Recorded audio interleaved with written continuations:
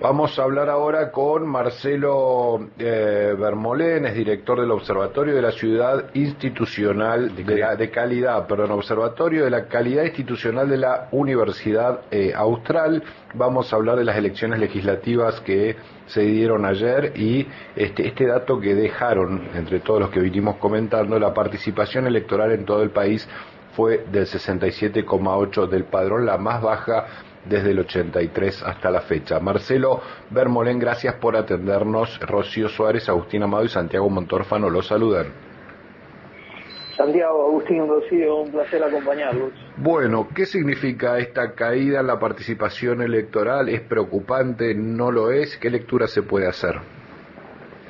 Bueno, nosotros venimos alertando desde el observatorio sobre este fenómeno de la caída en la participación. Cada vez se van perforando los pisos de participación de la ciudadanía, va aumentando el ausentismo, se van estableciendo nuevos récords, van en deterioro de la democracia, van en deterioro de la participación y van en deterioro de la legitimidad de aquellos que finalmente se declaran triunfadores, ¿no?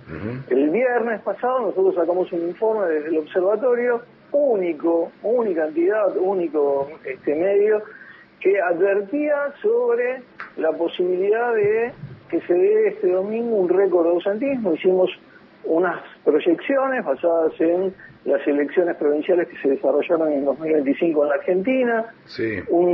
Tomando como referencia lo que ocurrió en el 2021, que también hubo algunos desdoblamientos y respecto a la elección nacional del 14 de noviembre del 2021, y el histórico, que ya venía en caída, ¿no? 2013 había sido el 77% de asistencia en la legislativa, 2013, 2017 había bajado al 75% y en el 2021 ya había bajado al 71,8%.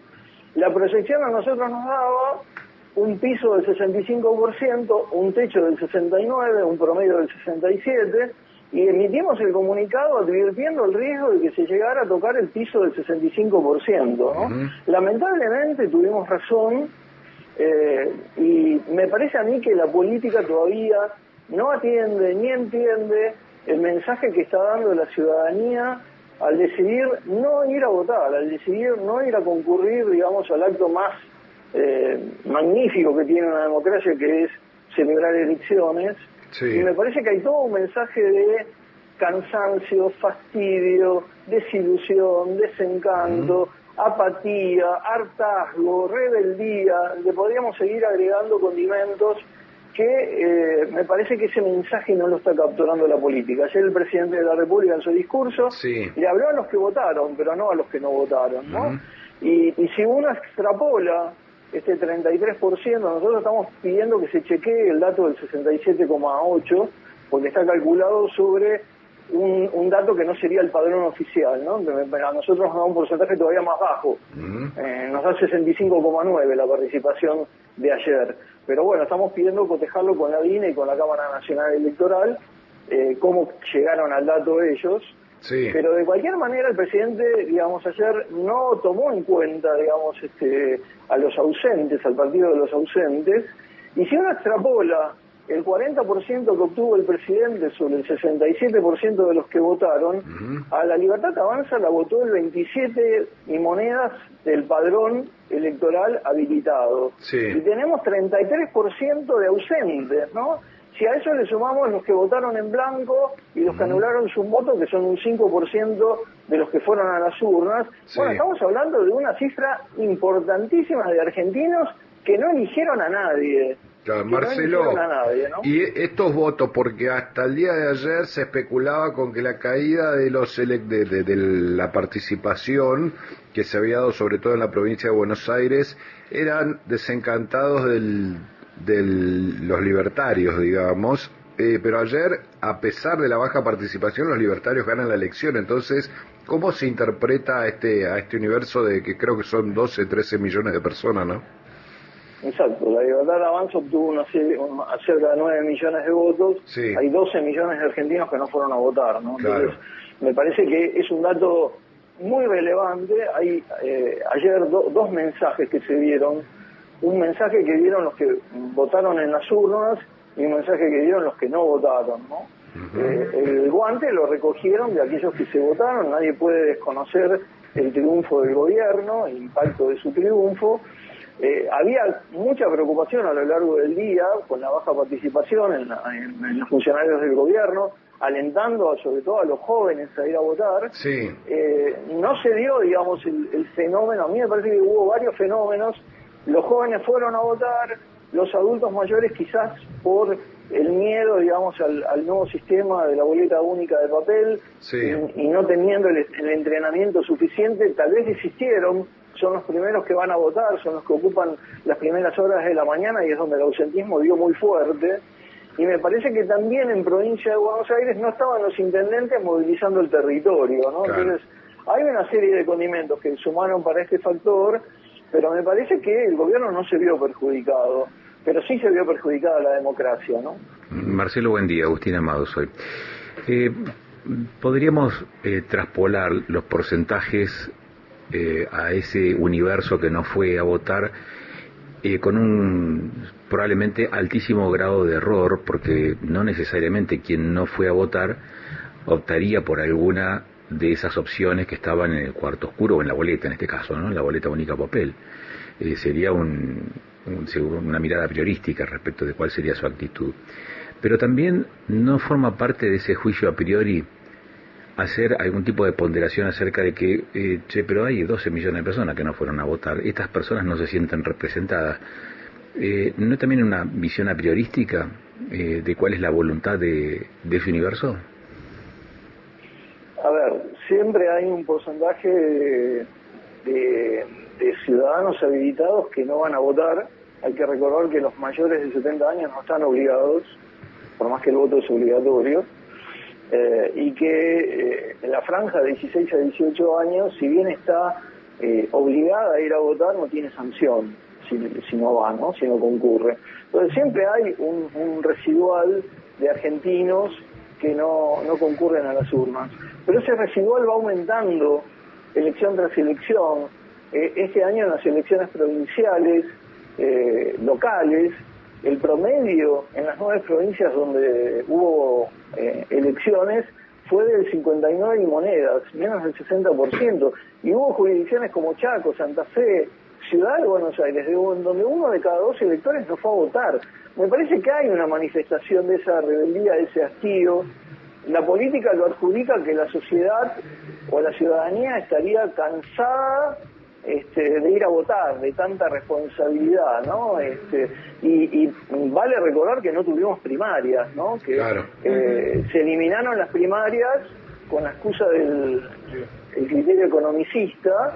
La gente no pudo decidir quiénes fueron sus candidatos, muchos candidatos fueron puestos a dedo, como el caso de Esper, por ejemplo. Bueno, acá en la región los partidos políticos ninguno fue internas, salvo uno, y convocó interna y no se presentó más que una lista. Interpreta su conveniencia que la sociedad está cansada, y yo creo que la sociedad no está cansada ni de ir a votar, ni de la democracia. La sociedad está cansada de su clase política, de que se repiten y se repiten y se repiten circunstancias, fenómenos, formas que van degradando la expectativa.